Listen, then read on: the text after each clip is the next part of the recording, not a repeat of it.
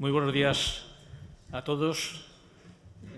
Muchas gracias por acudir a esta nueva sesión de IBIE Lab.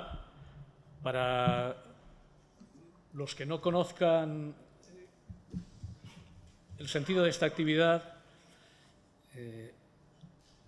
quiero decirles que el Laboratorio de Análisis y Evaluación de Políticas Públicas, creado por el IBIE en colaboración con la Generalitat Valenciana, tiene tres objetivos fundamentales. El primero es diseñar metodologías para el análisis y la evaluación de las políticas públicas. El segundo, desarrollar las herramientas necesarias para que la evaluación pueda ser llevada a cabo, generación de bancos de datos, construcción de indicadores y aplicarlas de manera experimental a casos concretos, en particular a actuaciones de las administraciones valencianas. Y, en tercer lugar, difundir la cultura de la evaluación de las políticas públicas y los resultados de las mismas. Yo creo que después de una campaña electoral como la que hemos vivido recientemente, uno puede tener la impresión de que la evaluación de las políticas públicas sigue sin estar en el panorama de las referencias con las que se elabora la política en este país y se hacen las propuestas. Seguramente por eso tiene sentido seguir insistiendo en el conjunto de actividades que deberían, en un futuro más o menos próximo, cambiar la situación existente, ¿no? Gracias a la colaboración en este sentido entre el IBIE y la Generalitat Valenciana, durante el año pasado realizamos un conjunto de actividades, tanto seminarios y conferencias como elaboración de informes, que están queriendo trabajar en esta dirección. Y los resultados del año pasado, en cuanto a informes se refiere, se han hecho todos públicos en un ejercicio de transparencia que creo que es imprescindible. Están colgados en una web de Presidencia de la Generalitat. Y este año continuamos trabajando en la misma línea, ¿no? Hemos iniciado también el ciclo de conferencias y hemos iniciado el conjunto de estudios que hacia final de año se irán finalizando y difundiendo. Comenzamos hace unas pocas semanas con una conferencia del profesor Vicente Salas y hoy seguimos con una conferencia, aprovechando la oportunidad de su presencia en España, con una conferencia de Daniel Kaumann. Aunque luego Francisco Alcalá le presentará, yo quiero agradecerle en nombre del IBIE que haya aceptado nuestra invitación y nos haya dado la oportunidad de escucharle en un tema en el que es sin duda una referencia internacional, como son los desafíos de la gobernanza, la captura del Estado y la corrupción.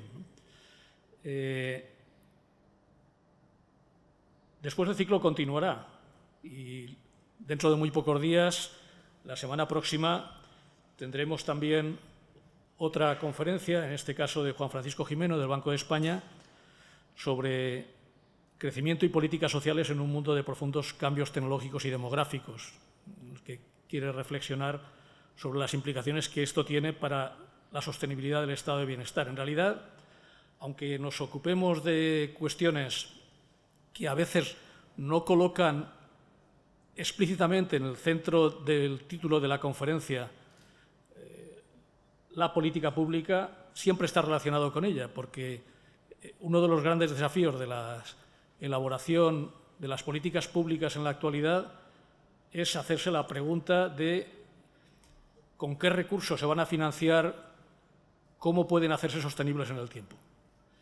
Y por mi parte nada más. Yo quería de nuevo contarles qué es lo que pretendemos, agradecerles su presencia, agradecer personalmente a Daniel Kaumann la suya, muy especialmente, y darle la palabra a Francisco Alcalá para que le presente. Cuando acabe la intervención del profesor Kaumann, tendremos un tiempo para el debate como es habitual en nuestras reuniones. Muchas gracias.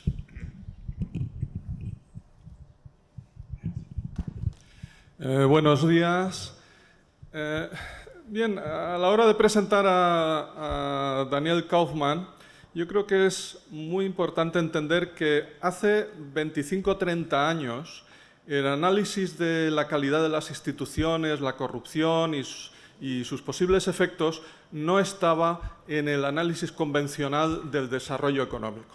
Cuando se pensaba acerca de por qué los países crecen, no crecen, se estancan, todos estos temas ligados a aspectos institucionales no figuraban allí.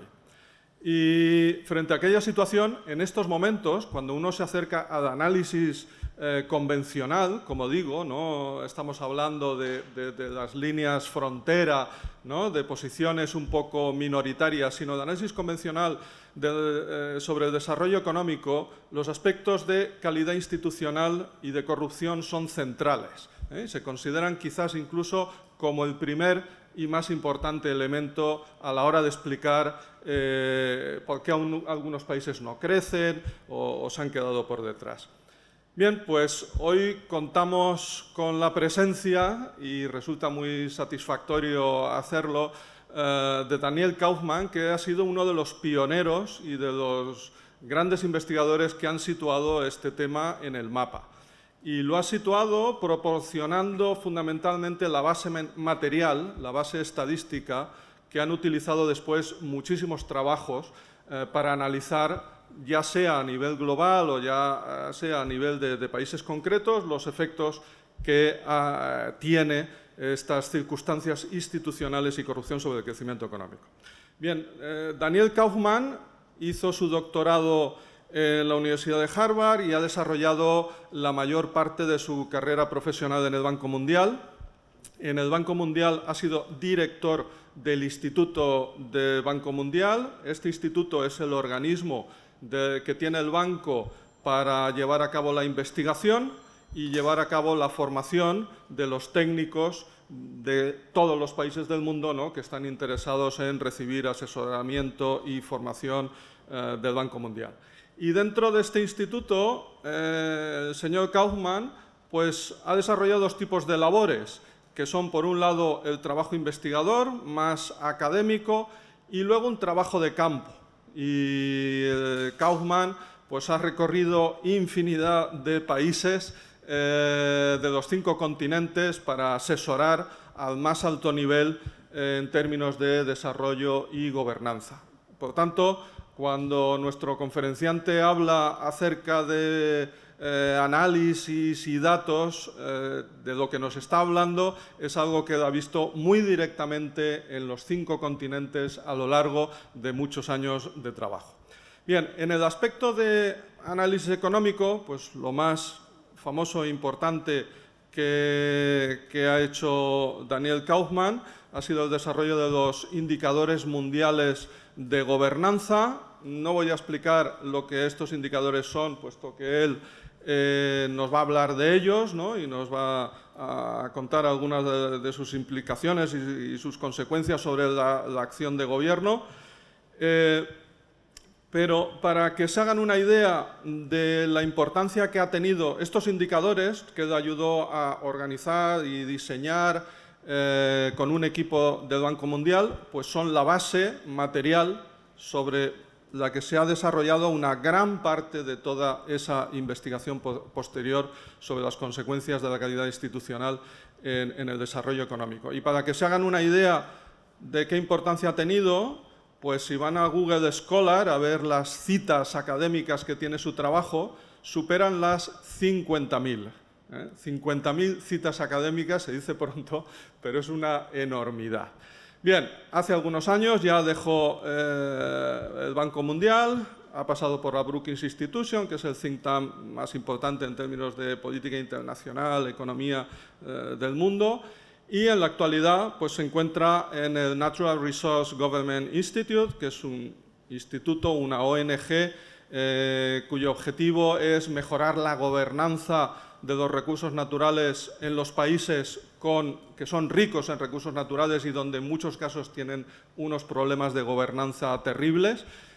Es un instituto con más de 100 personas en plantilla, con un consejo de dirección donde, entre otros, está el Premio Nobel de Economía Michael Spence y una lista larga de los más reconocidos economistas del mundo. Y bueno, pues con estos antecedentes yo creo que es una gran satisfacción, ¿no?, para todos los que estamos interesados en estos temas de gobernanza, pues estar aquí y poder escuchar de primera mano a Daniel Kaufman. Así es que cuando quieras. Gracias.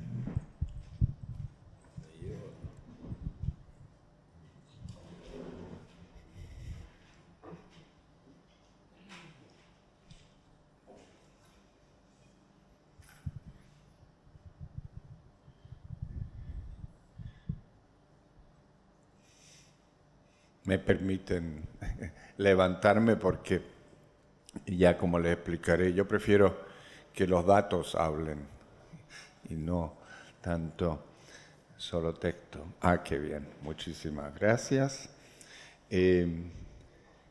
Y buenos días.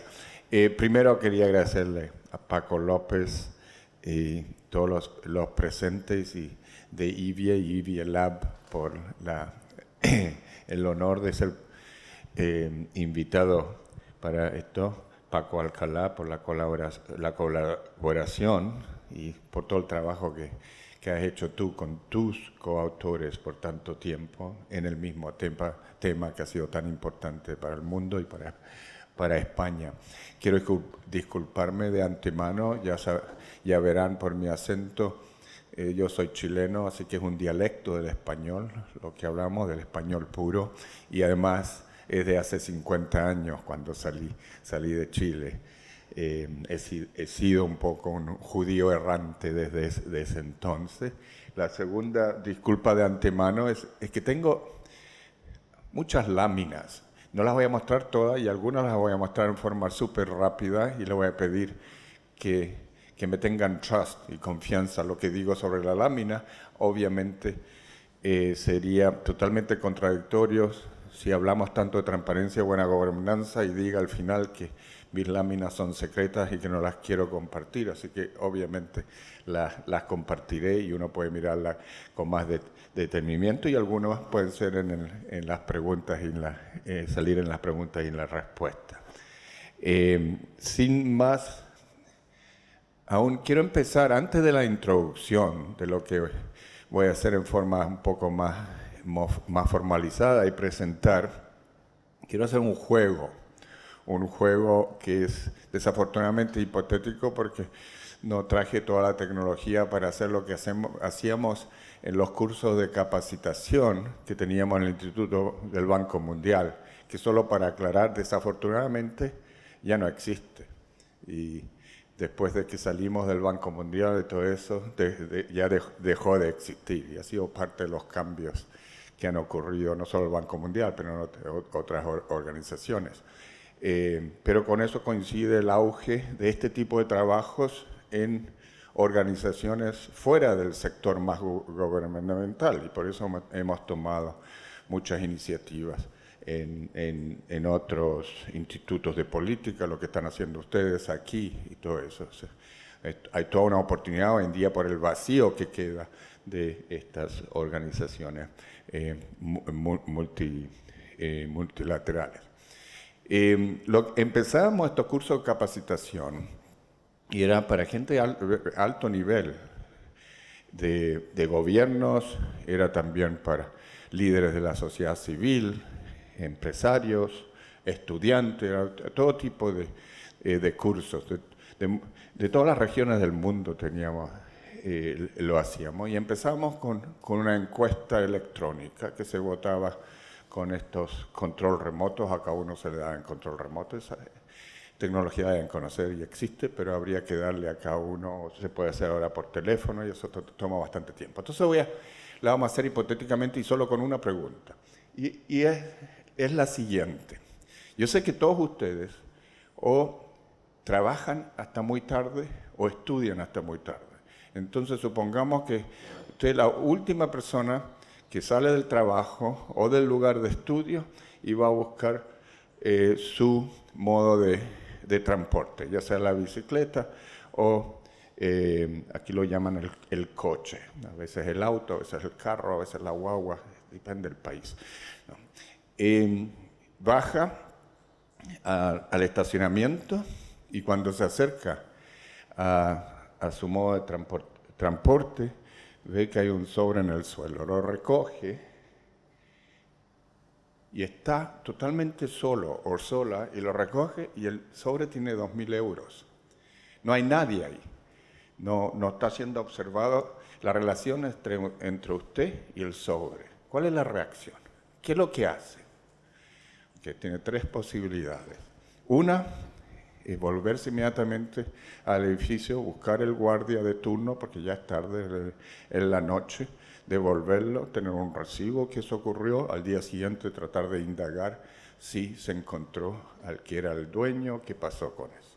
El otro extremo es sencillamente decir, mira, esto nunca se lo van a devolver al que lo perdió, yo lo puedo usar para mis estudios o los estudios de mis hijos y tranquilamente me lo llevo. Pero también hay una posibilidad intermedia, que es decir, yo lo voy a conversar con mi almohada o mi media naranja, como decimos en Chile, esta noche me lo voy a pensar y en la mañana, después del cafecito, decido qué hacer al respecto. Ok, cada uno de ustedes sabrá cuál sería la primera reacción que tiene. Esto lo hicimos con cientos y cientos de participantes en esto. Nos inventamos la metodología o la pregunta nosotros. Esto viene de investigadores de los años 50 en Inglaterra, contratados por las compañías de seguro, que estaban muy preocupadas por fraude en cuanto al mal uso de seguros, de que individuos pretendían de que habían tenido un accidente o que habían perdido cosas de valor cuando no era cierto. Entonces, que estaban intentando investigar el asunto de ética en las personas.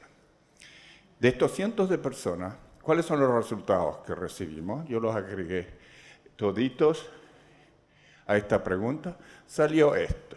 Y fue interesante que casi el 20% admitía, yo me lo llevo, ¿ok? Y no variaba, era prácticamente los mismos resultados, si eran los estudiantes, si eran en Estados Unidos, si eran en África, si eran en América Latina, o si eran los funcionarios de alto nivel de gobierno. Un tercio dijo, yo me lo devuelvo, y lo más interesante quizás es la mitad, yo me la voy a pensar, me lo llevo por la noche y veré qué es lo que hago. Después, solo alterábamos en forma leve esta pregunta, exactamente las mismas condiciones que mencioné antes, con una modificación. Y esa modificación es que hoy en día, digamos que este fuese el estacionamiento, no sabemos en realidad si estamos siendo observados o no. Hay una posibilidad de 20-25% de que hay una cámara que nos está observando, que existe ahora en las calles, en los estacionamientos de todas partes. Sencillamente, uno no puede saber a la segura. Así que hay una probabilidad de ser monitoreado, hay una probabilidad que será un poco menor, que después esto se puede transparentar, mirar las cámaras y todo eso. Entonces se pregunta, bajo tales condiciones, ¿cuál sería la reacción de uno? Y se votaba. Cambiamos. La misma gente, ¿ok? Y de nuevo, no había diferencia dependiendo de qué lugar uno venía o qué posición uno tenía, eran básicamente los mismos resultados. De repente, repentinamente, 3/4 somos todos luz verde y lo buscamos, prácticamente nos quedan los rojos y quedan unos pocos amarillos. Así que la gran diferencia no era de dónde uno proviene o qué posición tiene, era entre los incentivos y la situación número 1 y los incentivos y la situación número 2, donde más monitoría y transparencia tenía por lo menos una posibilidad. Esto nos ayudaba mucho en todos estos, no solo cursos de capacitación, pero también éramos grupos que convocábamos de países que elaboraban, nosotros éramos los facilitadores, programas de reforma, de gobernanza y de control de la corrupción. Y les ayudaba eso mucho para ver de que esto no es algo histórico, cultural, que no se puede, es inmovible, incambiable en el tiempo. Hay algunas teorías que existen aún que dicen que es algo genético. Esto depende de liderazgo, de transparencia, de incentivos. Entonces, si nada más allá, quería empezar con esto como si estuviésemos haciendo este juego casi interactivo. Podemos volver a eso durante la parte interactiva después de la presentación. Quiero darle solo una pauta muy rápida ahora de los temas principales de la presentación. Empezaremos con cómo definimos gobernanza, porque hay un problema de que ¿qué estamos hablando cuando estamos hablando de gobernanza? Depende de dónde uno está y con quién habla. Hay tantas interpretaciones distintas. Se puede medir, y si se puede medir, cuál es el poder de los datos, cómo se hace, lo haré en forma escueta, como prometió Paco Alcalá. ¿Acaso importa la gobernanza? ¿Y qué tipo de manifestaciones de gobernanza, y especialmente de corrupción, existen? ¿Y qué transformaciones han ocurrido en el tiempo, de los viejos tiempos hoy en día, en cuanto a este tema, incluyendo la noción que hemos trabajado mucho de captura del Estado y de algunas reflexiones sobre causas y soluciones de la experiencia que hemos tenido? Primero, mirando detenidamente la literatura, cuando empezamos a trabajar sobre el desafío de cómo podríamos medir gobernanza con mi colaborador, estamos hablando de mediados de los 90, que todavía está el Banco Mundial, Art Cray, lo primero que dijimos, bueno, primero tenemos que proponer por lo menos algún tipo de modelo y definición de qué estamos hablando cuando hablamos de gobernanza. Esto viene como una síntesis de la literatura, no es que la inventamos de la nada, mirando a gobernanza como el conjunto de tradiciones e instituciones a través de los cuales se ejercita la autoridad en un país.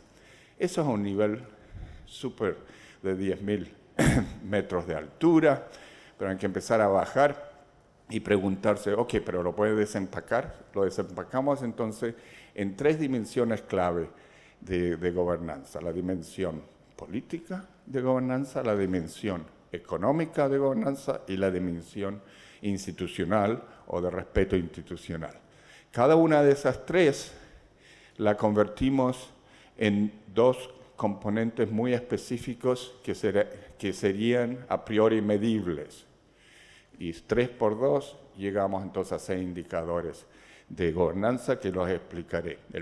La primera que mencionaba, el primer componente fundamental, es el político, el proceso por el cual aquellos que están en la autoridad son seleccionados, son monitoreados y son reemplazados en el poder. Y eso lo transformamos, lo convertimos en 2 indicadores que después intentamos medir. Uno es el aspecto de la voz ciudadana y la rendición de cuenta democrática que existe en el país. Libertad de expresión, libertad de prensa, hasta qué punto hay transparencia o no. Y el otro, que es un aspecto muy distinto político, es la estabilidad política, tanto del gobierno, del liderazgo político y la ausencia de gran violencia y terrorismo.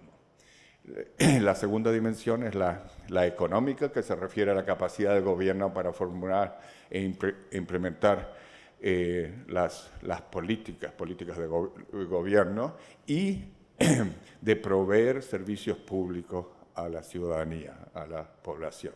De nuevo, esto se traduce en 2 indicadores de gobernanza, que son funciones muy distintas que tiene el sector público, el gobierno. Una es la eficiencia o efectividad del sector público, del gobierno, de la burocracia, las agencias públicas. Y la segunda, que es la función muy distinta, es el marco regulatorio, la efectividad del marco regulatorio. Y por último, es el aspecto institucional, el respeto de los ciudadanos y del Estado a las instituciones que gobiernan las interacciones entre ellos. Nuevamente, dos componentes, dos indicadores que se traducen. Uno es la calidad de la aplicación del Estado de Derecho, de la justicia o el marco de la ley, se llama en algunos países. Y enfatizo la noción de aplicación. No es suficiente lo que está sencillamente en los libros, pero se implementa, se aplica o no. Estos indicadores y todo lo que tratamos de medir y analizar es no solo lo que se adopta en papel, pero cómo se aplica e implementa. Y por último, también es distinto, un concepto distinto relacionado, es la calidad del control de la corrupción en cada país. Una de las razones, aunque sea un poco escueto y simple, pero sí prefiero empezar con un marco que abarque todos estos componentes de gobernanza, es porque estoy totalmente consciente que con muchos países, mucha gente, existe la preocupación del control de la corrupción. Pero aún si el enfoque de uno es solamente sobre el tema de controlar la corrupción, es muy importante primero distinguirla de qué hablamos cuando hablamos de gobernanza. No es lo mismo, o cuando voy a conferencias de abogados o juristas, a veces igualan el marco de la ley o el imperio de la ley o Estado de Derecho con buena gobernanza. Gobernanza es un concepto, un término más amplio que abarca un número de componentes, tanto políticos, económicos como institucionales. Marco, Estado de Derecho, control de la corrupción es un componente específico.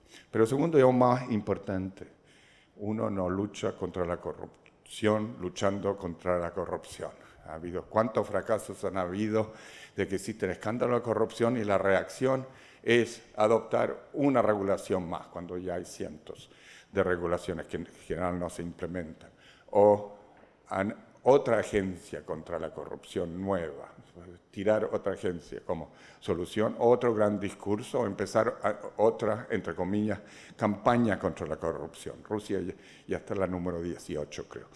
En vez de eso, mucho más difícil, más tedioso, más aburrido, hay que enfocarse en cuáles son las debilidades institucionales, las debilidades y fracasos, en algunos casos, en el sistema de gobernanza más general. ¿Dónde está el problema? Las regulaciones están en cuanto al sector público, las empresas públicas, o no hay transparencia, no hay rendición de cuentas. Entonces no queda otra, aunque el enfoque de uno sea controlar la corrupción, de mirar en forma más sistémica los otros aspectos. Entonces es una razón por la cual es muy importante, según los trabajos que hemos hecho y otros, de mirarlo en forma más global. Todos los datos que utilizamos son datos que vienen hoy en día ya hay 30 fuentes distintas de encuestas de países, agencias de clasificación de riesgo comerciales, think tanks, agencias gubernamentales, agencias internacionales y otras, con cientos de variables e indicadores, por las cuales utilizamos un método muy específico, estadístico, para estandarizarlos, agregarlos. No los voy a aburrir con todas las fórmulas de esto, tengo que decirles, ténganme en confianza, lo hemos hecho, está todo en el web y ha sido puestos en revistas de economía con referís y todo eso. Empezamos esto en el del 1996 hasta hoy día, así que tenemos más de 20 años de datos para estos 6 indicadores que acabo de mencionar. Todos los datos provienen de otra fuente. Es sumamente importante que el investigador que propone la metodología y eso fuimos nosotros, y efectuamos, implementamos la metodología, hay una pared entre él y las opiniones o las evaluaciones de cómo le ha ido a cada país. Así que entonces, todos los datos provienen de otra fuente. Nosotros proveemos la forma de organizar, agregar y mostrar los datos. Está todo en el web. Esto es para decir de nuevo, créanme, entonces son todas las fuentes distintas. Algunas de ustedes reconocerán algunas, como Economist Intelligence Unit, algunas vienen del Foro Económico Mundial, para las de empresas. Economist Intelligence Unit son las de datos de expertos, y después hay muchas de ciudadanos, encuestacionados, los Gallups, etc., y evaluaciones que vienen de expertos de gobiernos y multilaterales. Las sedes, estas organizaciones están basadas en todo el mundo. ¿Sí? Hicimos análisis de que si habrá sesgos de Estados Unidos o de otra parte, si hay sesgos ideológicos y todo eso, y no la había porque viene de muchos lugares. Y básicamente usamos la ventaja de lo que consideramos en cuanto a triangular datos. Es muy distinto usar solo una fuente de datos para un análisis de corrupción o de gobernanza, especialmente porque en las ciencias sociales y hay errores de mediciones. Al triangular y usar muchas más fuentes, uno baja entonces los márgenes de error, que a lo cual lo comento ahora, ya mirando los datos en forma más puntual. Hemos evaluado todos los países del mundo, y eso lo hacemos en forma anual. Son más de 200 países. 200 países no caben en una lámina, en un gráfico, así que aquí he puesto como 50 y tanto. La columna, el tope de la columna es sencillamente el score, la evaluación de país, mientras más alto mejor. Pero también ven la línea finita que tiene cada columna arriba. Ese es el margen de error. Una de las ventajas de este método bastante sofisticado y complejo estadístico que usamos para organizar y agregar toda esta base de datos tiene la ventaja de que los datos mismos dan un estimado transparente y más preciso del grado de imprecisión en estos datos. Porque tenemos que aceptar que en las ciencias sociales y en gobernabilidad, como muchos de los otros datos, siempre hay un margen de error. La pregunta es si el margen de error es enorme y fatal y no se puede usar, no se pueden hacer análisis de diferencia, o sí se puede hacer. La buena noticia es que el margen de error, así que en primer lugar, el margen de error que existe implica una mala noticia, entre comillas, es de que es un error tratar o pretender que uno puede comparar entre países que están muy cercanos uno a otro en cuanto a la evaluación. Los escandinavos están todos en el súper verde a mano izquierda, por aquí, Nueva Zelanda, Noruega, Finlandia, Dinamarca, Suecia, están todos aquí. Esto lo llamamos en estadística un empate estadístico, porque están dentro del rango del margen de error.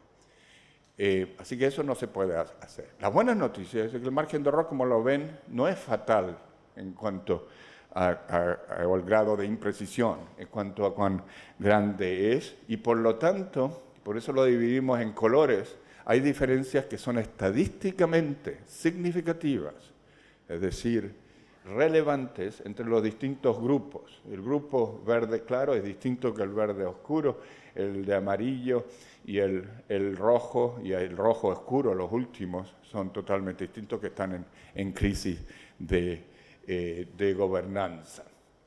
Otra forma de mirarlo es en cuanto al mapa de gobernanza.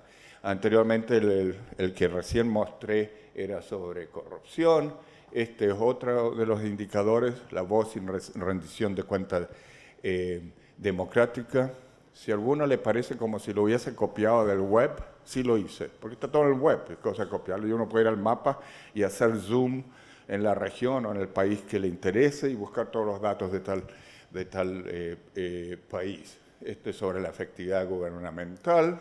No son los mismos colores, aunque hay correlación, control de la corrupción, algunos estoy mostrando, y hacemos zoom. Y obviamente me gusta hacer zoom de mi región, porque vengo de Chile, pero también porque soy sesgado y muy orgulloso de ser chileno, que es un país que era muy pobre y en vías de desarrollo, después se ha puesto emergente y ahora somos miembros de la OCDE y nos está yendo mucho mejor, esto en rendición de cuentas, esto en control de la corrupción.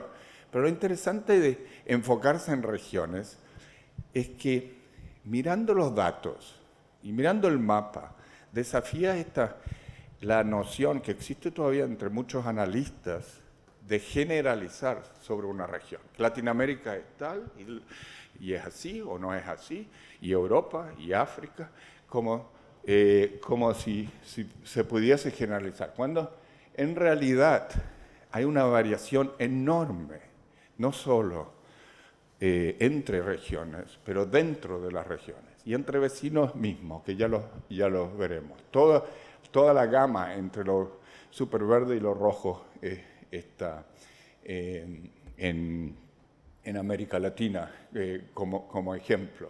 Cabe recalcar que Estados Unidos es verde, pero es verde claro y no es verde oscuro, es decir, no es uno de los modelos de gobernanza, y eso lo podemos hablar más después. Ahora nos vamos más a Europa en forma más global. También vemos aún en Europa misma, vemos que hay mucha variación. Esto es voz y rendición de cuenta. Aún más, cuando lleguemos a 2018, todavía no hemos publicado los de 2018, va a salir a relucir los problemas en Turquía, el problema en Polonia, Hungría, Rusia, ya sabemos. Control de la corrupción, ahí se ve también la gama, se ve que España, por ejemplo, es amarillo, pero bastante más abajo que España está Italia, Grecia, y por otro lado los países escandinavos son modelos. Y obviamente Rusia y otros están de rojo. Pueden decir, bueno, esto es interesante, pero a mí me interesa mirar más detenidamente y más en profundidad para países y mirar toda la gama conjunta de los indicadores de gobernanza y cómo se comparan el tiempo, no tanto como se compara con otros países. Y esto también viene directamente del web, he escogido solo algunos ejemplos para ilustrar. Primero, un ejemplo emblemático que sí se puede tener niveles superiores de gobernanza, es el caso de Nueva Zelanda, que es mucho mejor, por ejemplo, sale mucho mejor calificado que lugares como Estados Unidos o otras superpotencias, obviamente. Como ya saben, tengo el sesgo, así que sí muestra un poco Chile, pero también se ve de que tenemos todavía algunos desafíos pendientes y no todo ha estado mejorando últimamente.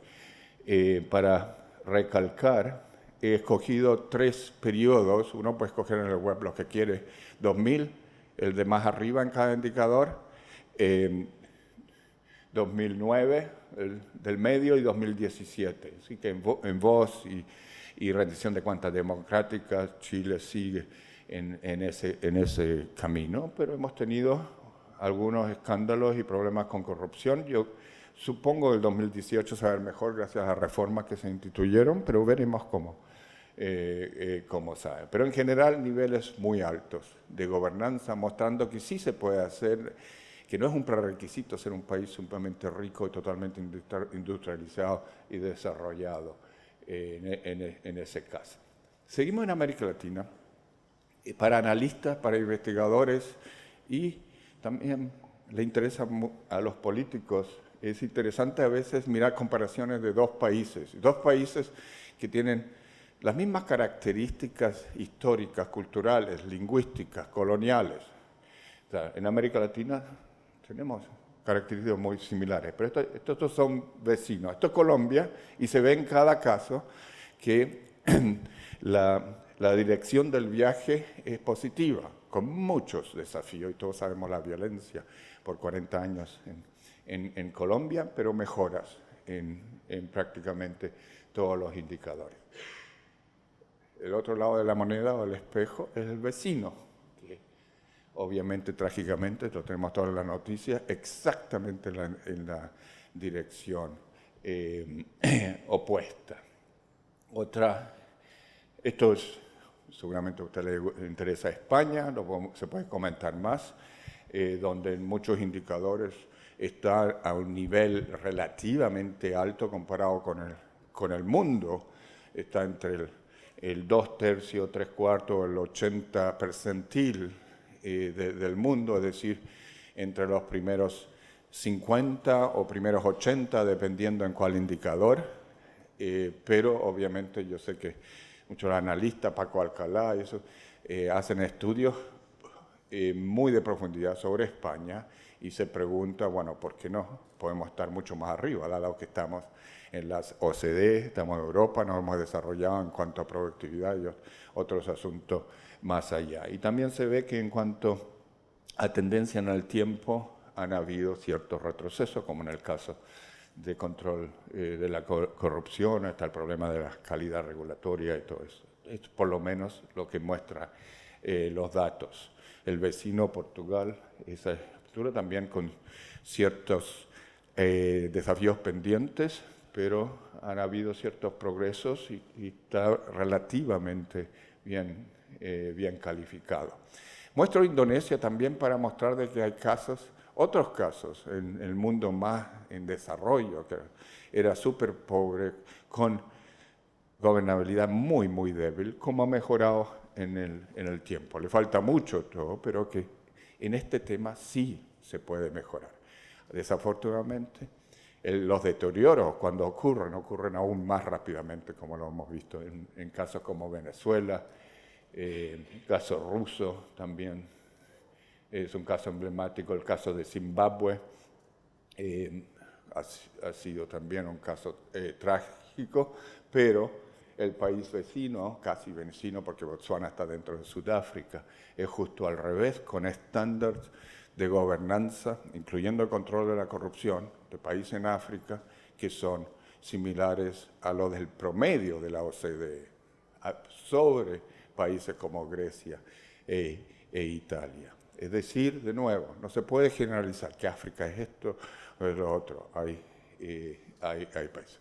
Ok, ya como comienzo a aburrirlos con todos estos datos, pasamos al próximo tipo de datos por lo menos. Digamos que he dado cierta pauta de que existen datos para por lo menos monitorear, calificar, ver cuáles han sido las tendencias en países. Pero muchos de ustedes con legitimidad pueden preguntar, bueno, ¿pero importa? ¿Cuánto importa? ¿Si importa?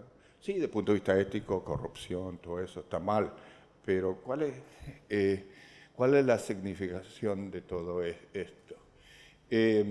Sabemos, por ejemplo, y hemos hecho cálculos de que anualmente hoy en día en el mundo, y es un estimado obviamente con un marco de error, podemos estar hablando de 2 billones de dólares. Yo sé que en castellano es distinto que en inglés, esos son 2 millones de dólares, lo que serían en inglés 2 trillion dollars, y es fácil confundirse, pero son números enormes que hemos estimado, que sale como el 2% del PIB.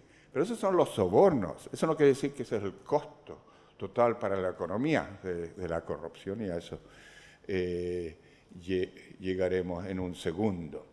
Y eso está resumido aquí. Lo que hicimos básicamente es poner toda esta base de datos, pero después utilizamos las metodologías para ver si con distintos modelos entre la relación de mejorar instituciones, mejorar la gobernanza, mejorar el control de la corrupción por un lado, y si tenía efecto en ingreso per cápita de un país por el otro. Utilizamos distintas metodologías.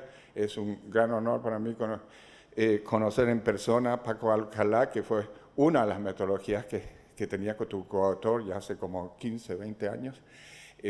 Utilizamos la nuestra, utilizamos de otros académicos y da lo mismo cuál metodología usamos como promedio y se acerca una a las otras, encontramos que hay un dividendo enorme de mejorar la gobernanza, lo que llamamos el dividendo de 3-1. ¿Por qué 3-1?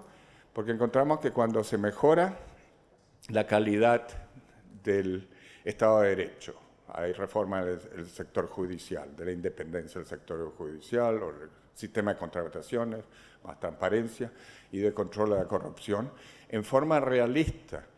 Y realista lo definimos estadísticamente una desviación estándar, que en una distribución normal es 1/5 de toda la distancia del peor, una Guinea Ecuatorial, al mejor, ya sea Nueva Zelanda. Esos son 5 desviaciones estándar, es básicamente la distancia entre todos los países del mundo. Eso no es realista para un país que está muy mal de atravesar, pero una es realista. Mi país, Chile, Colombia, lo que hemos visto antes, ha atravesado aún más de eso.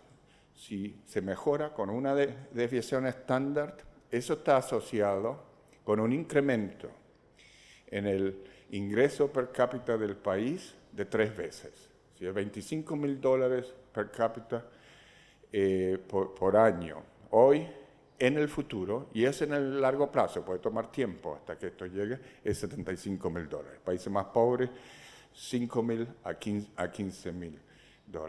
Eso es lo que llamamos el dividendo de buena gobernanza. Al nivel de país, analistas, economistas han hecho análisis específicos. Paco Alcalá lo ha hecho para España y puede comentar después recientemente cuánto sacó en cuanto a dividendos, ya aún más en el corto o mediano plazo sobre el asunto. No solo encontramos de que esto incrementa el ingreso per cápita, así que es totalmente económico y financiero, sino también mejoras significativas y proporcionales en cuanto a niveles de educación, niveles de alfabetismo y niveles de salud de la población. Así que en aspectos sociales también encontramos eso. Otros investigadores han encontrado una relación muy estrecha con mejoras en inversiones tanto domésticas como extranjeras. Esto, con muchos test estadísticos, esta relación es causal en el sentido de que van en una dirección, de mejorar la gobernanza a más altos ingresos. Muchos interlocutores en países que voy, de que no quieren reformar, jefes de Estado, me dicen, doctor Kaufman, usted no entiende, nosotros somos pobres. Cuando lleguemos a ser ricos como los países del norte, ahí nos vamos a poder dar el lujo de tener buena gobernanza. Cuando la relación es justo al revés, uno no va a llegar a esos niveles de desarrollo, a eso, con malos niveles de gobernanza. Sí, la relación es causal en ese sentido. Y también aplica en otras dimensiones muy importantes. Una es la competitividad global. La competitividad global de un país aumenta significativamente si el control de la corrupción es efectivo. Esto lo vemos aquí cruzándolo con los indicadores de gobernanza del Foro Económico Mundial. Y es súper importante hoy en día para la macroeconomía, para el asunto fiscal. Y esto, ustedes ven que hay mucha varianza entre los países, aunque aquí el análisis que hice es solo con los países industrializados. Dentro de la OCDE hay gran diversidad en cuanto al control de la corrupción y gran diversidad en cuanto a los resultados macroeconómicos, en este caso, medidos con el déficit fiscal. Esto lo hice durante la época de la gran crisis en Grecia. Nos salió muy sorprendente que Grecia califica pésimo y en una relación muy estrecha en cuanto a control de la corrupción y gran déficit. Y por otro lado, los países que estaban mucho mejor en ese sentido tenían no solo no déficit, sino superávit fiscales.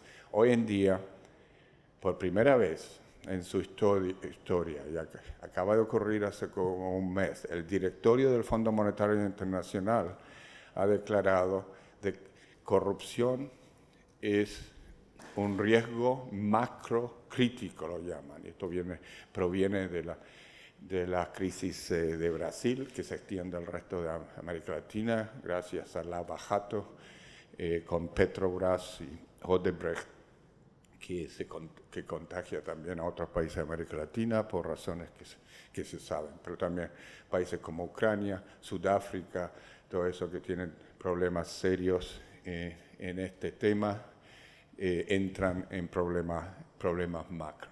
Entramos ahora a la próxima parte de la presentación, y es el preguntarse, por lo menos a un nivel inicial, bueno, ¿qué se puede hacer al respecto? ¿Qué es lo que funciona para mejorar la gobernanza y atacar la corrupción? Primero, lo bastante obvio, y que aquí con esta audiencia y en España se ha avanzado mucho, obviamente, en los últimos 50 años. La voz ciudadana, la participación ciudadana y la rendición de cuentas es fundamental. Y aquí, para ustedes, esto será obvio y se lo toman como obvio. El problema es que en muchas partes del resto del mundo existe un retroceso de estas instituciones más democráticas de voz y participación ciudadana.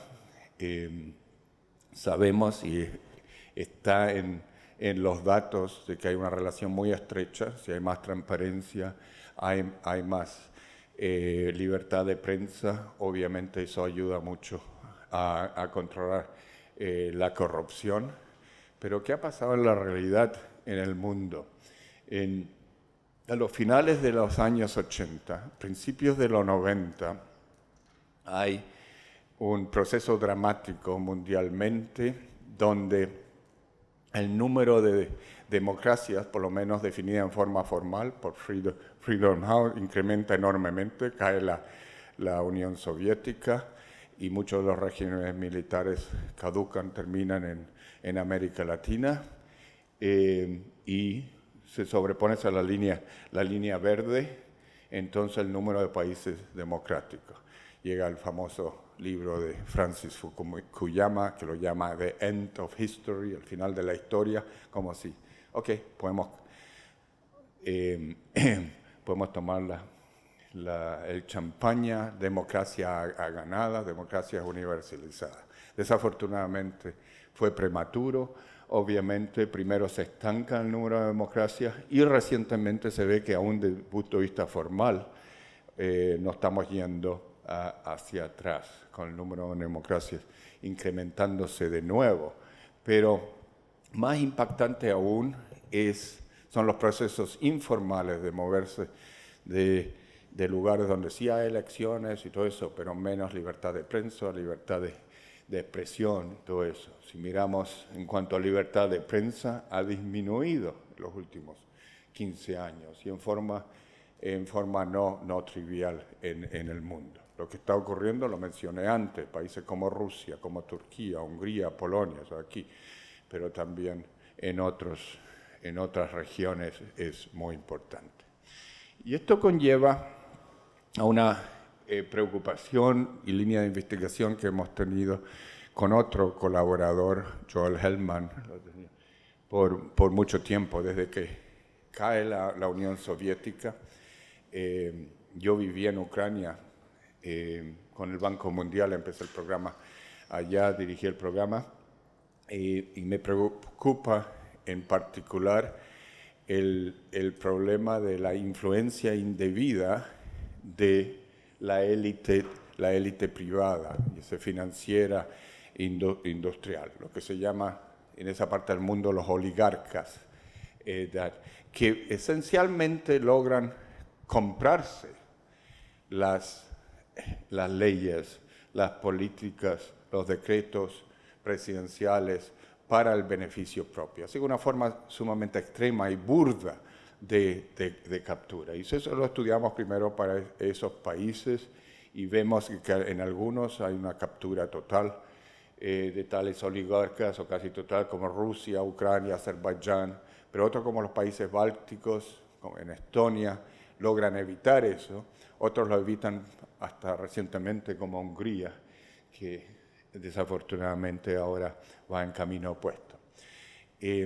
Tratamos de medir y vemos de que eso tiene un costo enorme para la economía. El sector privado, el sector competitivo, en países capturados, básicamente crece e invierte la mitad que los que evitan la captura y básicamente se transforman en economías abiertas, competitivas y con política también competitiva.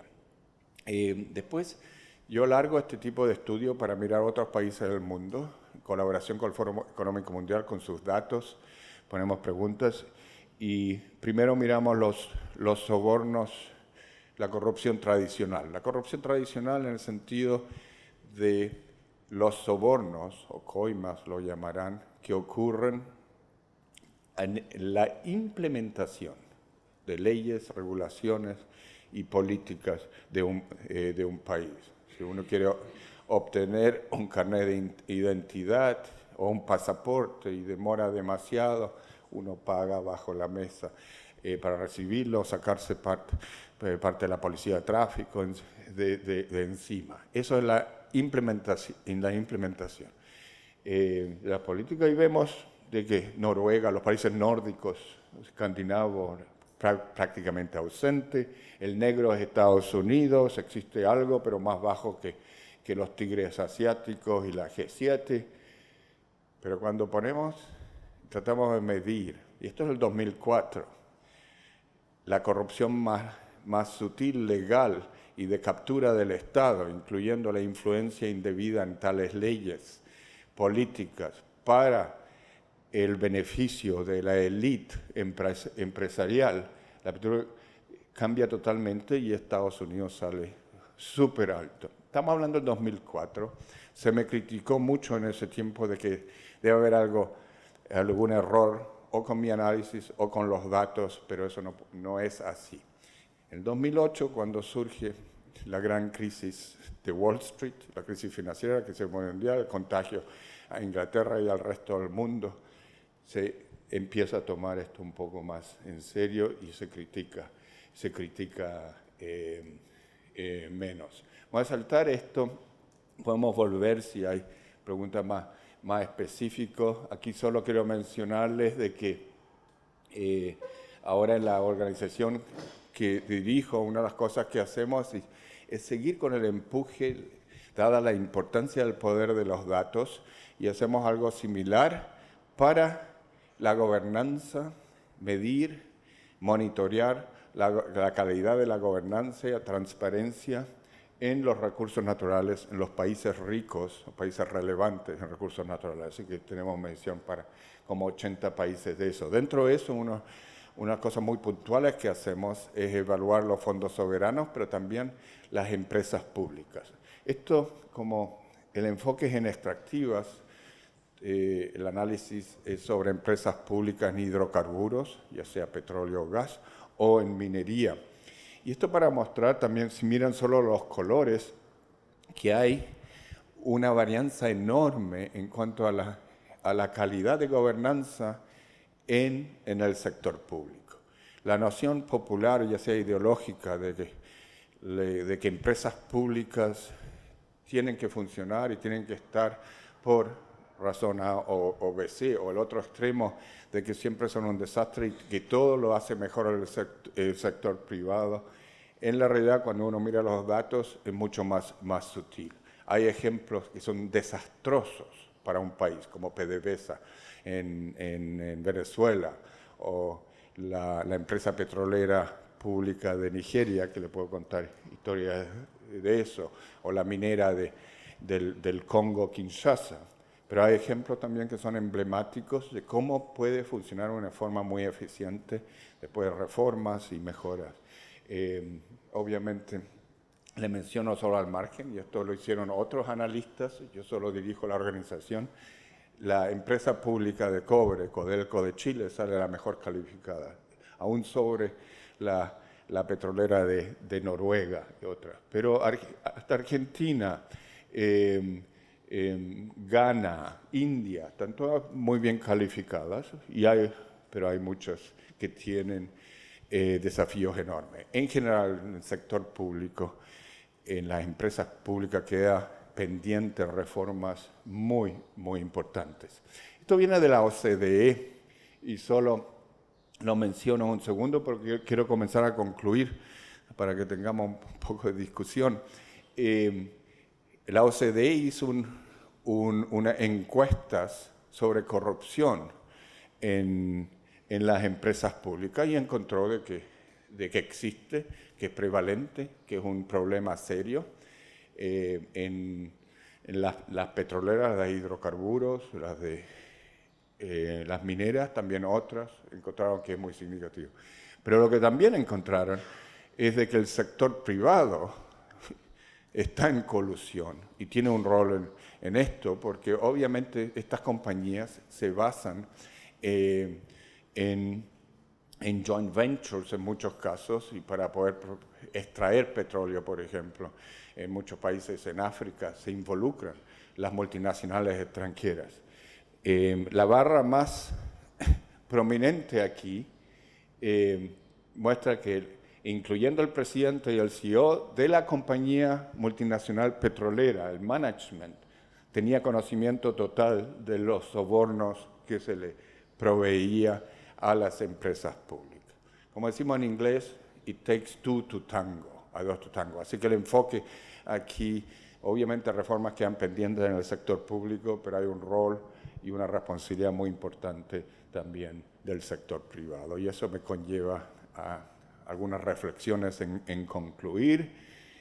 Primero, ya lo mencionamos, no se lucha contra la corrupción luchando contra la corrupción y teniendo otro gran discurso al respecto, sino hay que hacer el trabajo súper serio, incluyendo, yendo mucho más allá del tipo de datos mundiales o reflexiones de otros países que he mostrado, pero hay que hacer el diagnóstico dentro de un país, o sea una región o una ciudad, lo que es el diagnóstico en profundidad por los expertos locales en el asunto. Hay ciertas herramientas que podemos ayudar de afuera, tools, pero esto tiene que ser con un diagnóstico a profundidad interno. Y existen este tipo de herramientas para hacer tales diagnósticos de profundidad.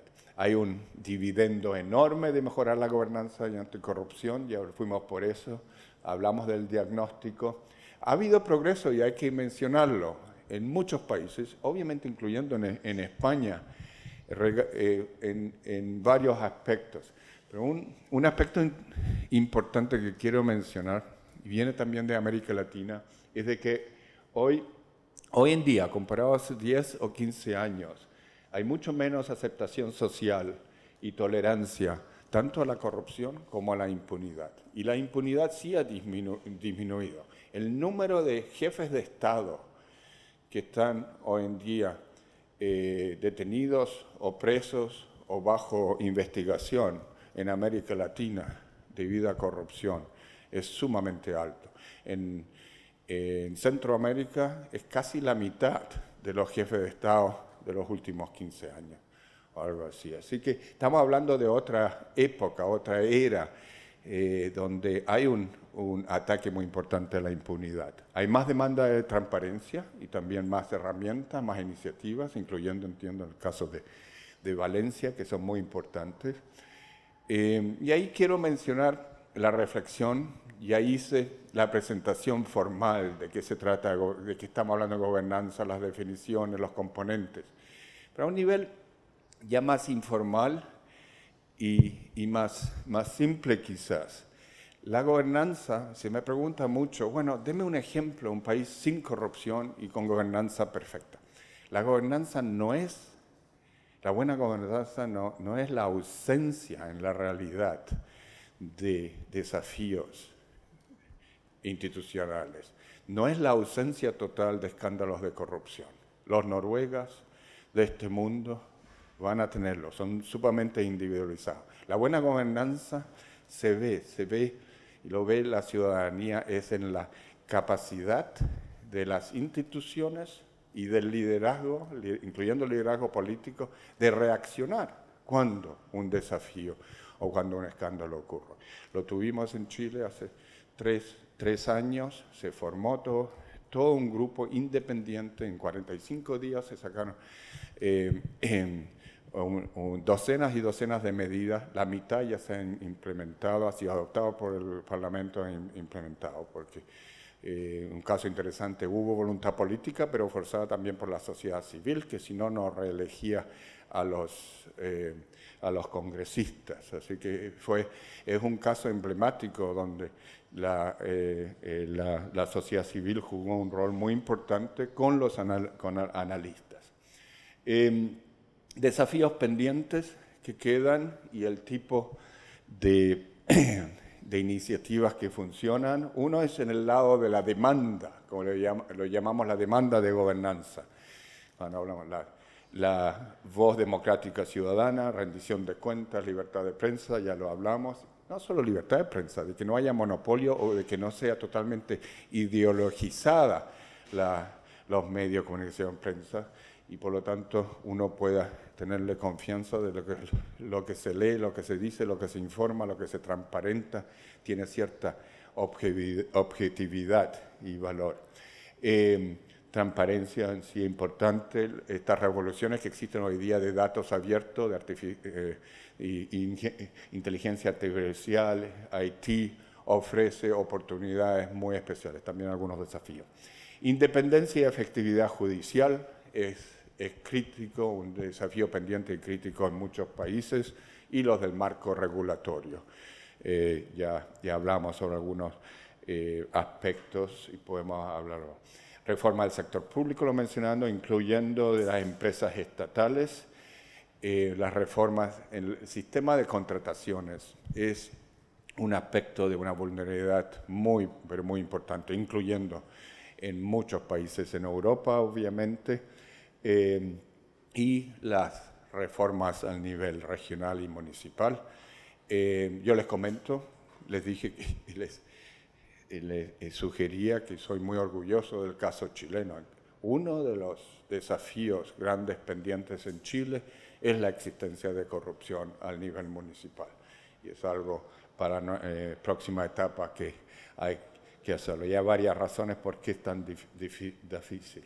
Financiamiento de partidos y campañas políticas es crítico para corrupción, para atacar la corrupción a alto nivel y los problemas de influencia indebida del sector privado, de la élite privada, relacionado con capturas del Estado. Y eso conlleva al rol de más responsabilidad e incentivos para que el sector privado sea un agente que ayude a mejorar a la gobernanza y no que conspire al contrario. Y la verdad es que hoy en día existen los dos lados y hay muchos ejemplos hoy en día de líderes de grandes corporaciones que han decidido de que para la industria misma hay un gran dividendo de mejorar la gobernanza y están conllevando a reformas importantes y empujan en los países para que hayan mejor gobernanza, pero también hay las otras. Algunas de las petroleras norteamericanas todavía no se embarcan en los procesos de transparencia y de mejorar gobernanza que necesitamos para el resto del mundo, para África, para América Latina, mientras algunas de las europeas, gracias también a la Unión Europea y las nuevas directivas, están haciendo más al respecto. Así que hay distinciones muy importantes dentro del sector privado, aún en los mismos sectores. Termino y concluyo entonces con la reflexión más general. Los últimos 10 años, y esto lo estamos viendo en nuestra organización, que lidero, dado que ahora vamos a tener una nueva estrategia para los próximos 5 años. El mundo ha cambiado en forma significativa en los últimos 5 o 10 años, incluyendo los aspectos del ataque a las instituciones democráticas en muchos países, el incremento del populismo y nacionalismo que ha corrido, los casos emblemáticos de corrupción y los daños que hacen corrupción y la gobernanza. Eso implica la necesidad de cambiar y adaptarse a los tiempos, lo cual no siempre es fácil. Entonces, pero como han ocurrido tales desafíos, eso conlleva a veces a presiones para considerar cambios. También hay cambios en la política. Eso ofrece una oportunidad única para reformas y para cambios, que aunque sean difíciles y a uno se le diga eso conlleva riesgos, hay que considerar, dado que el mundo ha estado cambiando tanto, cuál es el costo de quedarse con el status quo, el costo de no cambiar. Los políticos en muchos casos tienen el incentivo más del status quo. Entonces pensarse cómo conllevar a una conciencia y presentando todo este tipo de datos y evidencia de cuál sería el costo, ya sea para una comunidad, para una ciudad, para un país, de quedarse sin efectuar las reformas que se necesiten para mejorar la gobernanza y quedarse atrás comparado con ciertos costos y ciertos riesgos que implican implementar reformas muy importantes. Entonces, es un mensaje de un poco de impaciencia y un poco de audacidad que se necesita desde el punto de vista del liderazgo. Muchas gracias.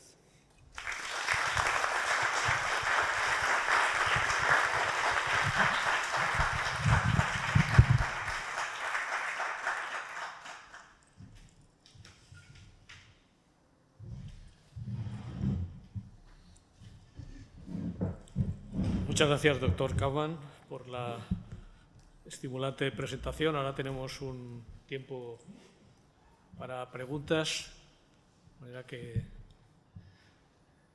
quien se anima. Sí, Pablo, sí, decir el nombre y así. Sí, soy Pablo Oñate, de Ciencia Política de la Universidad de Valencia. Gracias, en primer lugar, profesor Kaufman, por esta magnífica presentación, intensísima, desde luego, y realmente completa. Es una pregunta muy puntual en relación con la demanda de gobernanza, medios de comunicación, nuevas tecnologías, etcétera. Pero podríamos incluir dentro de lo que fomentaría quizás esa voz ciudadana, o no sé si lo han considerado en alguna ocasión, mecanismos o instrumentos de medición tales como, por ejemplo, la libertad académica, entendiéndola en un sentido de docencia, de enseñanza, en un sentido de investigación o en un sentido de lo que estamos haciendo, lo que está usted haciendo aquí hoy, de retorno a la sociedad y conexión con la sociedad y traslación a la sociedad de esos resultados de la actividad investigadora. No sé en qué medida la libertad académica o índices de libertad académica han sido considerados a la hora de poder medir cómo la voz ciudadana o cómo la demanda de gobernanza puede incrementarse con consecuencias para la rendición de cuentas al mismo tiempo. Muchas gracias.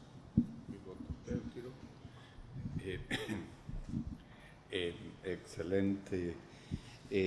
Pablo, qué gusto de verte y conocerte.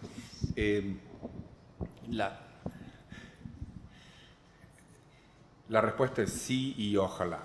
El sí, obviamente, desde el punto de vista conceptual y a priori, entra en forma integral en el concepto de voz y rendición de cuentas democrática y después más específico en cuanto a libertad de expresión, la libertad académica y la libertad en ese sentido, tener competencia, libertad y transparencia al nivel educacional. Así que eso es parte de todo este marco. El problema es, obviamente, tener indicadores puntuales. En los que nosotros usamos para poder armar la base de datos que pudimos. Tenemos obviamente que usar ciertos criterios, que es lo mínimo que se necesita para poder ser integrada en esta base de datos para todos los países y en el tiempo.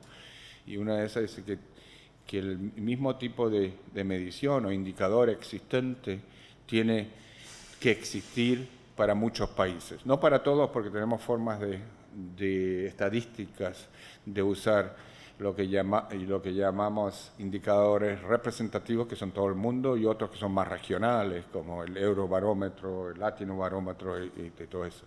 El problema es de que no tenemos tales medidas, así que quizás esto es un reto mutuo. Si tal indicador se invirtiese y saliese a la luz, y obviamente nosotros hacemos test metodológicos y todo eso, obviamente lo incorporaríamos a eso.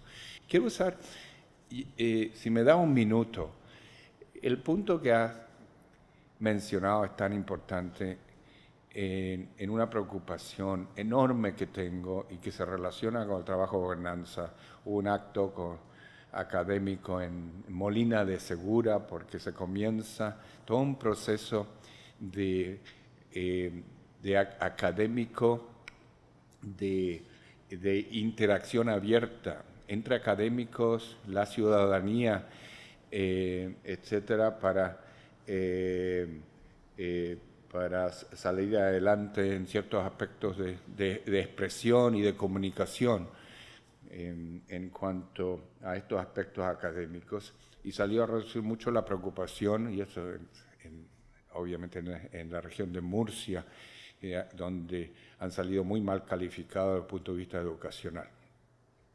Si me permite, quiero hacer una reflexión sobre, porque eso me preocupa mucho también como chileno y latinoamericano. Nosotros en América Latina salimos pésimamente calificados en todos los estándares, los test como la OCDE, PISA, cuando se compara mundialmente, especialmente como lo están haciendo los asiáticos en cuanto a lo que consiguen matemáticas, en ciencias y etcétera. Yo sé que también hay problemas serios aquí en algunos países europeos, incluyendo España. Y lo quiero dar, como me gustan las estadísticas, porque los datos dicen mucho. Un par de estadísticas. Brasil, hace 2 años. ¿Cuántas invenciones hay? Invenciones medidas según las patentes que son registradas en la Oficina de Patentes de Estados Unidos, que es el estándar. Si uno tiene una innovación y le quiere que se tome en serio, que se proteja, ahí es donde se registra. Brasil, 800. País como Brasil. ¿Ya? Israel, 7.000, el mismo año. Un país que con un 5% de la población de Brasil, mucho menos. Corea del Sur, 250.000. ¿Okay? Y menciono esto porque innovación, al final, es una medida sumamente potente de dónde está también el sistema educacional de uno. Y una cosa que lo mencioné solo brevemente es la relación entre tener mejor gobernanza con todo el aspecto de no solo primario y secundario, pero también terciario, y cómo funcionan las universidades, quieren saber de eso. Yo solo mencioné América Latina, que me preocupa mucho, un poquito Europa, comparado con Asia. Medio Oriente, fuera de Israel, que es la excepción, mucho peor aún. Así que el tema que estamos hablando hoy en día, hay una relación sumamente puntual, no solo con los efectos que tienen para hoy, los macros y todo eso, pero es para las próximas generaciones. En el caso chileno, no lo menciono, en el caso chileno tenemos 80 patentes, 80 patentes al año.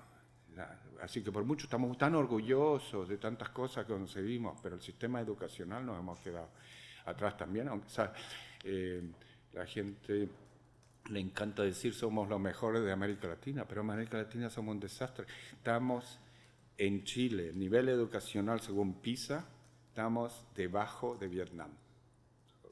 Y eso es un país hispanoparlante que lo consideramos exitoso. Así que ya que mencionaste y saqué a relucir que Houston, we have a problem. Tenemos un problema. Y como estamos en el académico aquí. Muy bien. Javier Quesada.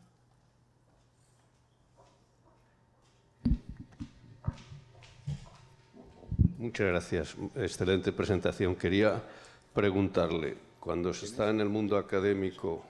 Javier Quesada de Ilia. Sí, soy del instituto también. En la experiencia de nuestro alrededor, a lo mejor esta es una pregunta un poco banal, pero a veces luchar contra la corrupción paraliza las instituciones. ¿Qué me dice usted a esto? Porque en el mundo académico, por buscar un perverso, a veces hay un coste generalizado en burocracia, en intervenciones previas, en vigilancias y eso. ¿Esto está medido en algún sitio como ausencia de eficiencia por falta de confianza en las personas?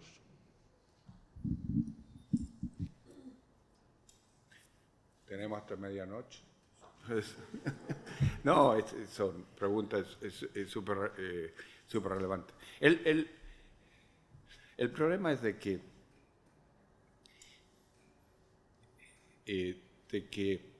es bastante común que se toma el camino incorrecto en luchar contra la corrupción. Entonces, lo que acabas de mencionar puede ocurrir, pero porque la reacción es sobreregular y hacer los procesos mucho más complejos,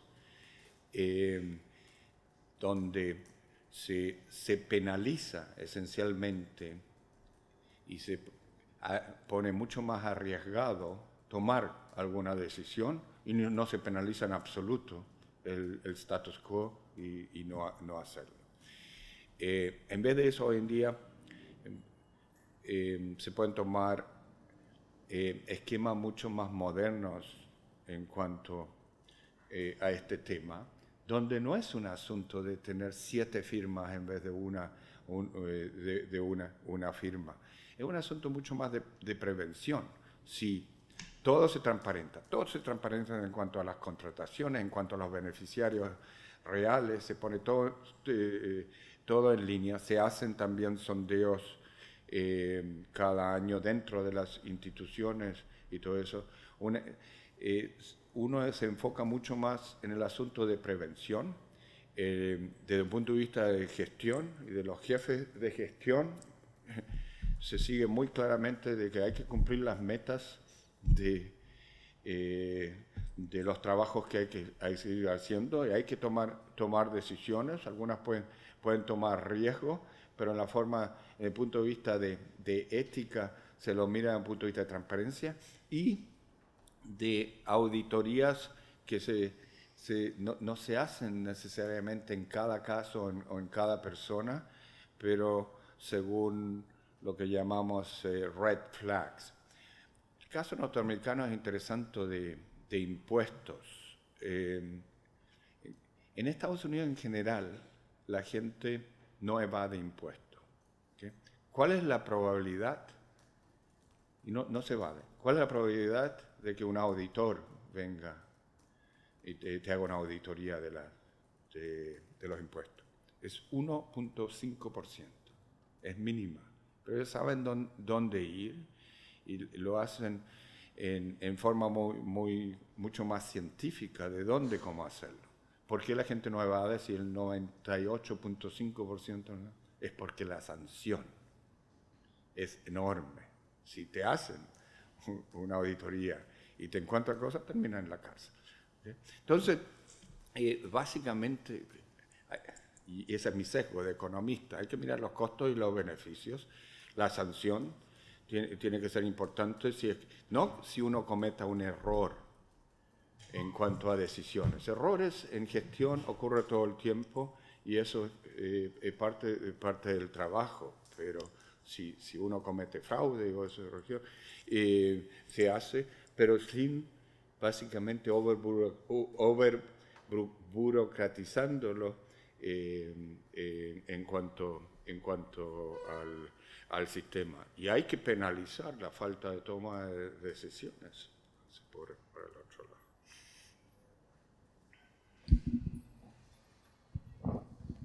Sí, soy José Ignacio Pastor del Servicio de Transparencia y Gobierno Abierto del Ayuntamiento de Valencia. Felicidades. Muy bien. Bueno, me ha encantado su intervención, a banda de la complejidad, por algunas de las frases, incluso esa primera de no se lucha con la corrupción, contra la corrupción luchando contra ella, ¿no? Es decir, realmente está planteando un modelo de gobernanza avanzada, de buen gobierno, que supone realmente un cambio de paradigma del modelo de los gobiernos. Por lo tanto, es hacia donde hemos de ir, ¿no? Muy interesante también el ejemplo del experimento, ¿no? Es decir, cuanto más me miran, mejor me comporto, ¿no? Es decir, que obviamente, ¿no? Pero, a ver, yo veo algunas dudas y alguna cuestión que sí me puede ayudar, porque está mientras consultando la web y demás, ¿no? Es decir, por un lado, ese cambio de paradigma supone un concepto también base de cuál es el modelo de gobernanza. En España, en estos momentos, hemos tenido unas elecciones y desde el modelo de Vox al modelo de Podemos hay un gran concepto diferente de modelo, que es un buen gobierno, ¿no? Porque, claro, unos hablan de gobierno descentralizado, otros hablan de gobierno centralizado, etcétera. Entonces, ahí planteo un problema, pero claro, aplicar eso a incluso al gobierno mundial os habréis encontrado con problemas de cómo sistematizar esos indicadores. Y independientemente de que los indicadores, alguna gente está en contra y demás, pero yo creo que son evaluación formativa, es decir, más que si sacas un 10 o un tal, es que vas evolucionando y te da ayuda para seguir y compararte con un sistema mundial. Creo que es fantástico ese tema. Pero el tema es, el sistema de indicadores, ¿hay algún sitio donde podamos bajar más a concretar esos indicadores? Esa sería una de las preguntas para conocer, ¿no? Y luego la otra cuestión, me preocupa mucho de los 6 elementos que hablabas. Por un lado, el de voz y rendición de cuentas y el de la eficiencia y eficacia del gobierno, en un tema que, al menos en España, no está demasiado analizado, y sería cómo aplicar el impacto, la rendición de cuentas, por ejemplo, a las políticas de fomento. Es muy reciente que las administraciones deben tener un plan estratégico de las subvenciones y las ayudas, cosa que muchas administraciones lo hacen porque hay que cumplir y se pone, pero no tiene ninguna cuestión estratégica porque no hay decisiones estratégicas. Pero lo peor es que, las ayudas que se dan, empresas, entidades sociales, etcétera, normalmente no se mide más que si cuadra en los números. Pero ¿qué impacto han tenido en la sociedad? Incluso cómo avanza a la gestión del conocimiento, porque normalmente esos trabajos se quedan en un cajón y nadie los conoce, ¿no? Entonces, no sé si eso tenéis experiencia en ese tipo de indicadores en concreto.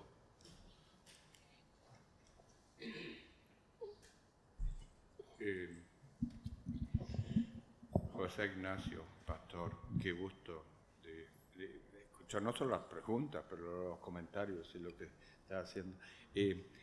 Hice el mismo comentario ayer en un evento similar en Murcia. Paco Alcalá estuvo allí, así que ya te estoy aburriendo al respecto, pero para un momento un poco más light. La mejor definición que yo he visto de qué es un experto viene de Oscar Wilde hace más de 100 años, que dijo famosamente: un experto es alguien de fuera de la ciudad. Y era para reírse de los expertos, obviamente. Yo creo que eso también aplica hoy en día para una buena definición de consultor, ¿no? Y es para ponerlo con un poco de...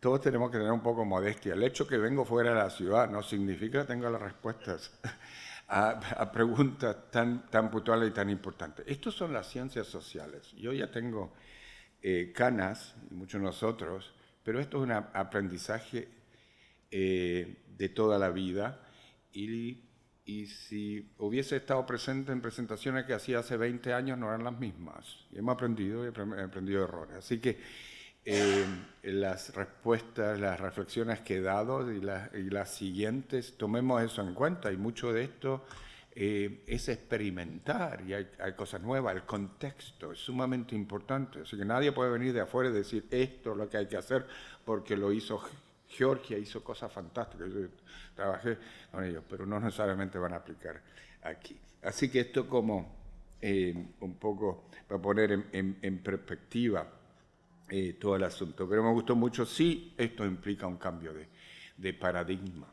Ahora, yo creo que es sumamente importante distinguir el asunto de cambio de paradigma con el asunto político e ideológico, que yo sé que no solo en España, pero en España también a veces se tienden a ir inmediatamente a ese aspecto. Y les cuento una anécdota que obviamente, por razones que van a entender inmediatamente, nunca la olvidaré. Fue hace 15 años, 2004. Estoy en el Banco Mundial, como había hecho todos esos trabajos, se me invita al Congreso Anual de Economistas de todo el mundo de izquierda en La Habana, Cuba. 5.000 personas, me dijeron que tengo que dar una conferencia así, magistral, 5.000 personas, había hecho grandes, pero nunca una tan grande. Lo que no me dijeron, y fue afortunado porque hubiese estado demasiado nervioso, es que en la primera fila iba a estar el comandante en jefe, con su uniforme y con todo su capa mayor. Bueno, yo ya estaba ahí, estaba listo con la presentación y la di. Después había dos comentaristas, uno bien antiguo, digamos, de Argentina, que nos habló de Marx, de Lenin y de Stalin, y esos fueron los comentarios al respecto. Y otro académico joven cubano que dio, pero excelente. Y habló en forma crítica constructiva y que sirve y que no eso. Y eso conllevó a debate. Terminamos, el comandante en jefe se levanta y se queda con nosotros 6 horas, como se sabe que le gusta.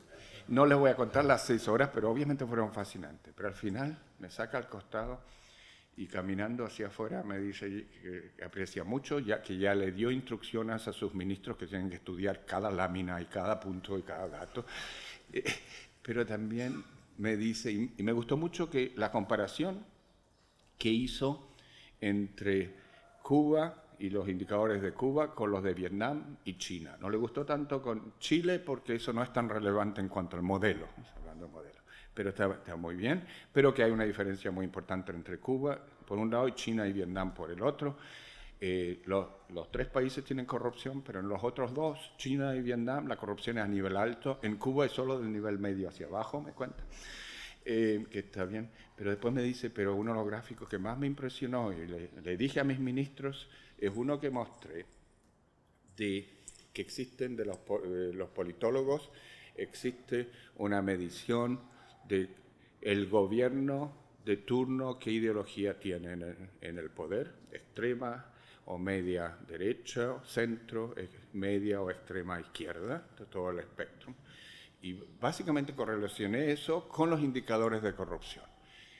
¿Qué correlación salió? 0. En otras palabras, la probabilidad de tener un gobierno con integridad de la izquierda o de la derecha es la misma, la probabilidad de tener un gobierno con integridad corrupto, izquierda de la derecha es la misma. Esto obviamente son los datos mundiales, ustedes tendrán sus opiniones sobre España. Para a priori, y lo decimos, esto no es un tema ideológico. Entonces, y obviamente gobiernos de izquierda o de derecha tienen distintos modelos en cuanto a cuánto planificación, cuánto al nivel social y todo eso. Pero es tan complejo el asunto de corrupción y responde a incentivos tan distintos que los ideológicos, que en realidad es opción. Eso no quiere decir que no haya algo que decir al respecto de asuntos como descentralización, a todo eso. Y en resumen, y lo podemos conversar más después y en otras ocasiones, y hay cosas escritas al respecto, pero en resumen, el problema de descentralización no ha sido tanto si el país es un poco más descentralizado o centralizado, sino cómo se ha hecho.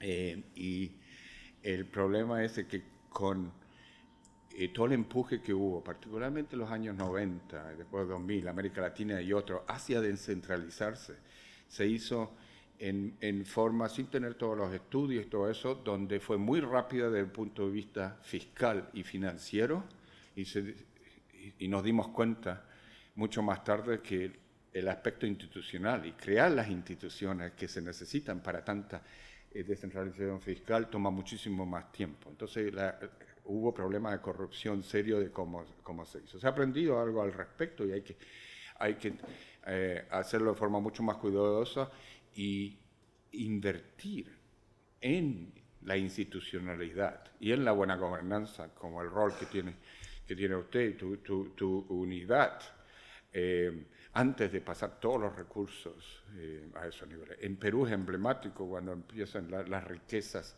de mineras y se decide de descentralizarlas, y municipalidades que tenían un presupuesto de 5 millones al año, de repente reciben 250 millones al año. 80% se desfalca y se pierde, y todo eso porque no tenían toda esa institucionalidad. Entonces, el asunto está en la implementación, en el trabajo duro de cómo hay que hacerlo bien, y no desde un punto de vista más ideológico, sí o no, un poco de planeación, un poco...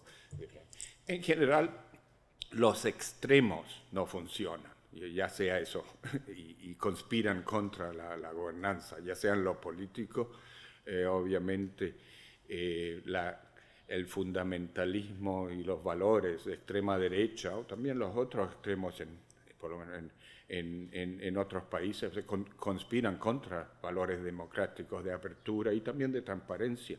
El asunto de transparencia no es solo de un lado del espectro político, pero son los extremos que obviamente conspiran contra gobernanza.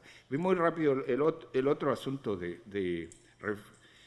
sobre lo de evaluar los fomentos. Lo conversábamos anoche un poco. Lo quiero plantear como un desafío más grande que, le digo francamente, me preocupa mucho en el caso de España, de que sencillamente no hay evaluación a priori de los proyectos públicos, y ya sea fomento o cualquier otro, que no haya evaluación a priori de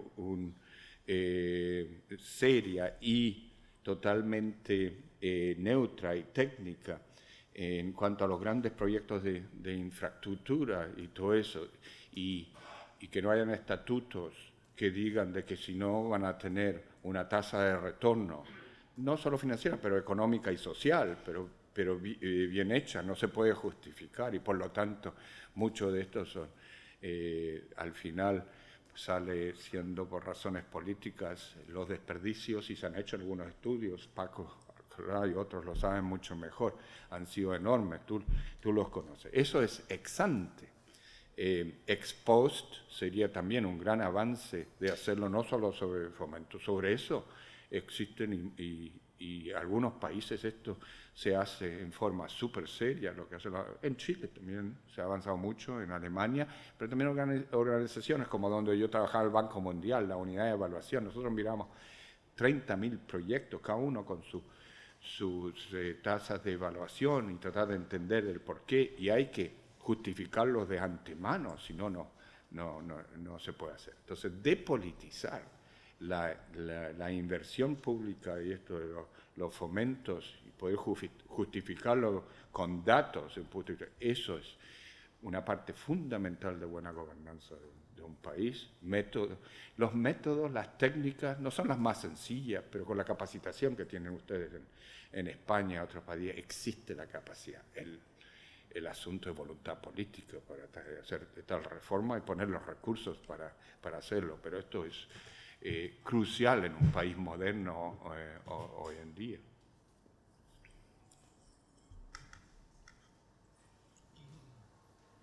Yo creo que vamos a ir caminando hacia el final. Porque a ver, muy rápido. ¿Quién eres? Una de las... ¿Quién eres? Sí, María Vicenta Gil, soy funcionaria trabajo en la Administración Regional, y bueno, pues este tema me interesa, pues no creo a nivel particular, ¿no? Hay una cosa de las tres que usted ha dicho, los desafíos pendientes, como llevo tiempo trabajando en la Administración, que creo que es el tema de la reforma del sector público. Usted ha puesto ahí eso como un gran reto. Yo creo que en España este tema es uno de los grandes retos que tenemos de todo el sector público, tanto de la Administración central, regional o municipal, pues para hacerla, supongo que más eficiente en términos de coste económico, en términos de calidad, en términos de aproximación al ciudadano. Pero lo que veo es que pasan los gobiernos y probablemente el que lo estábamos comentando antes con unas personas que están aquí también, el gobierno que afronta o que quiere afrontar esa reforma no recibe los beneficios, probablemente en la siguiente legislatura o en otras, es cuando se ve el beneficio de esa reforma. Entonces, ¿qué incentivos podría usted, o de la experiencia que tiene, qué incentivos podría decirse que tiene un gobierno, aunque no recoja, digamos, los réditos electorales, porque puede que probablemente tenga que luchar contra determinadas prácticas, sindicatos, etcétera, para que esas reformas del sector público se puedan llevar a cabo? Porque normalmente hay gobiernos que, aunque la afronten, saben que es un desgaste tal que no tienen interés en afrontarlas.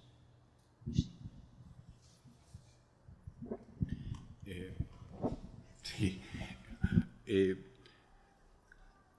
Bueno, lo primero es ligar lo político con la ciudadanía. Yo mencioné brevemente, en el caso chileno, cuando ocurre el escándalo de corrupción, la presión es tal sobre la presidenta Bachelet que convoca una comisión independiente, expertos, 45 días, tienen que sacar las resoluciones, algunas totalmente contra los intereses de los políticos, porque incluye reforma de las políticas, cómo se eligen en forma más democrática los líderes de los partidos políticos, su financiamiento político y otras que van en contra de ellos. Eso ocurre y el Ejecutivo y la Presidenta apoya eso, pero tiene que ir al Parlamento. Al principio, una resistencia única al Parlamento. Se organizan grupos muy importantes, líderes de ONGs y de la sociedad civil, y se organiza un observatorio que le empieza a dar notas a lo que sí se está adoptando, lo que no se está adoptando, mencionando a los diputados mismos, a los congresistas, quién hace qué, y eso es poco antes de elecciones. Entonces, muchos de esos se dan cuenta que es para la probabilidad de reelección. Había un interés de mirar este asunto para mejorar la gobernanza, aunque no sea del interés propio en cuanto a la legislación misma. Entonces, el proceso democrático mismo y de movilización ciudadana, en este caso, es muy importante. Un rol crucial en esto, y yo sé que hay algunos aquí y antes juegan los medios de comunicación, que por el aspecto reputacional, y se mencionan con nombres y apellidos, y quién apoya y quién no apoya reformas. Así que yo sé que desde un punto de vista tradicional y en ciencias políticas siempre se ve como el terminismo tan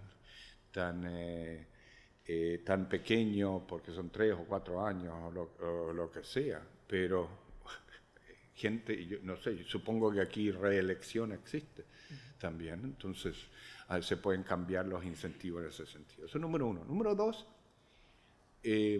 identificar líderes, y especialmente líderes jóvenes que van a tener otra carrera política en otros lugares y que se sienten comprometidos con el asunto. Especialmente hoy en día, ni hemos mencionado el gran tema y desafío del cambio climático. Hay líderes políticos que están mirando 10, 20 años más y quieren ser parte de lo que se escribe en los libros, que sí fueron parte de reformas que se ponen emblemáticas para otros países, para otros lugares en España y todo eso. Así que yo he tenido interacciones con tantos políticos, jefes de Estado y todo eso. Somos todos humanos y tenemos una variación enorme. Y algunos lo hacen porque están convencidos que eso es muy importante para la próxima generación. Tienen su ego, pero el ego es que quieren ser parte de la historia de que hubo reformas súper importantes que los otros, por las razones que mencionaba, no lo han sido. Porque hay la suficiente diversidad en cuanto a lo humano, incluyendo en lo político, que algunos tienen incentivos distintos y hay que identificarlos y trabajar con aquellos. No todos los líderes lo miran en forma tan angosta en qué va a pasar mañana o el próximo año. Bueno, yo creo que vamos a dejarlo aquí, aunque podríamos seguir durante mucho rato exprimiendo la generosidad del doctor Kaufmann. Muchas gracias por la magnífica presentación y por el debate. También muchas gracias a los asistentes. Yo le pediría al doctor Kaufmann que pusiera la última transparencia que estoy viendo aquí, que no ha aparecido, ¿no? Porque me parece que es una buena forma de cerrar, ¿no? El que inventó la medición de la temperatura. Sí, ¿no? En eso estamos, ¿no? En eso estamos, en disponer de información para poder medir, aunque sea de manera imperfecta, qué es lo que pasa y a partir de ahí tomar medidas y mejorar, ¿no? De nuevo, muchas gracias por asistir, muchas gracias por la conferencia. Espero que nos veamos de nuevo, los asistentes y también Daniel Kaufmann, y están ustedes invitados a la próxima sesión el martes que viene por la tarde. Gracias.